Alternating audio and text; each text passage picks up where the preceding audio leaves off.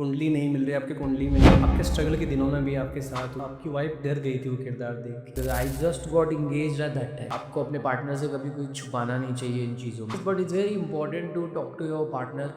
तो मैं शादी के पहले भी ना कभी करूँ, ना मैं शादी के बाद कभी करूँगा,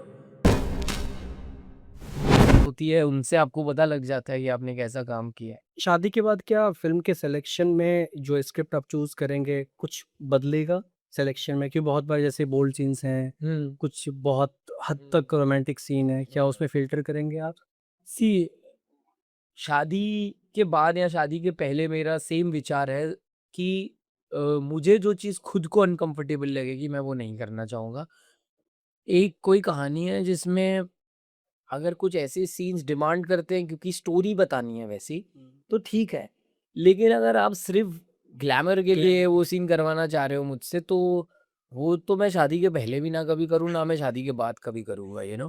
तो I think yes, but it's very important to talk to your partner कि आप मुझे लगता है कि आपको अपने पार्टनर से कभी कुछ छुपाना नहीं चाहिए इन चीज़ों में। आपको उनको हमेशा उस लेवल पे सिक्योर फ़ील करवाना चाहिए। एंड क्योंकि आप समझते हो ये प्रोफ़ेशनल फ़ील्ड है। हो सकता है कि वो इंसान उस दुनिया से नहीं आया है जैसे इस चीज़ का डिफ़रेंशिएशन हो कहीं। But I am very lucky कि I got a partner who is very very much in a way supportive to me, and because I just got engaged at that time जब राख आया मेरे पास। आई डोंट थिंक कहीं पे कोई I mean it's a give and take also ना, कि मैं भी बताऊंगा कि ऐसा ऐसा है, करना चाहिए। ऐसे है, मतलब मोर देन यार I feel I think sensual scene से ज़्यादा तो मुझे लगता है प्रॉब्लमैटिक है ऐसा किरदार करना।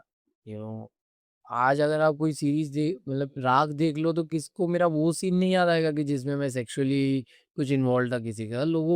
लोग बात कर रहे हैं कि कितना गंदा था ये कैरेक्टर। तो वो तो इनफैक्ट ज़्यादा अफ़ेक्ट करता है rather than all of that. तो मुझे लगता है कम्युनिकेशन करना बहुत ज़रूरी है कि आप क्या कर रहे हो।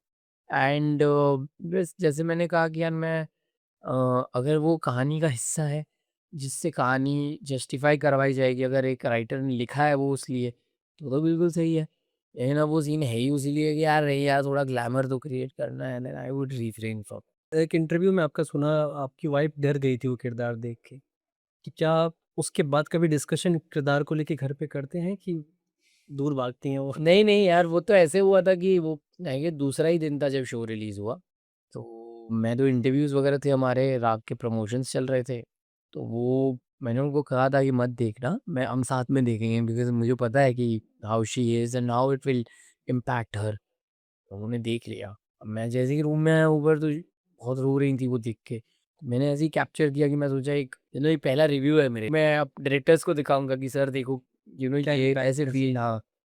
But then she gave me left right and centre, मतलब उन्होंने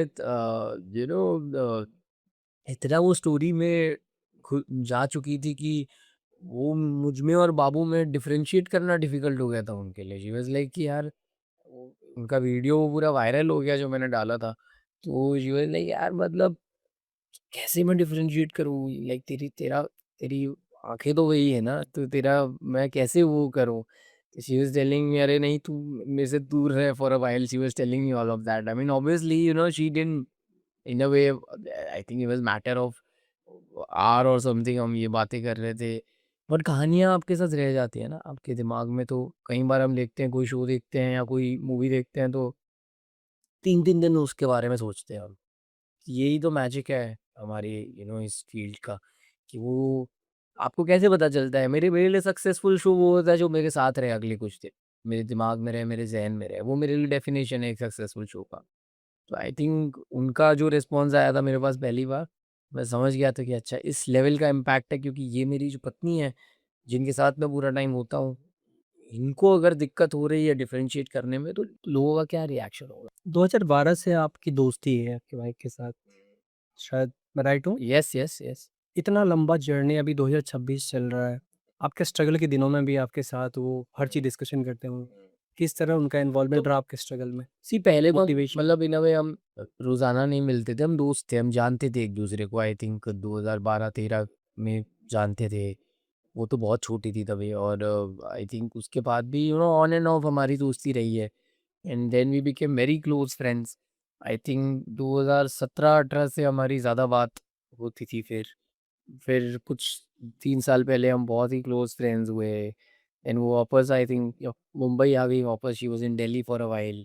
देन वो दोस्ती दोनों ने रियलाइज़ किया कि कि दोनों को इस तरह से we both feel for each other that way.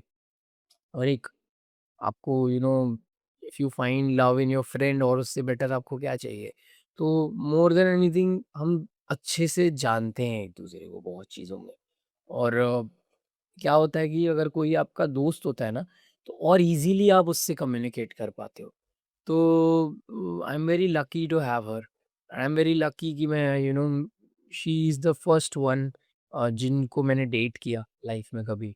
और obviously when I was young, I mean उस टाइम पे आप बहुत सारी फीलिंग से गुजरते हो, but then I never dated anyone उसके पहले।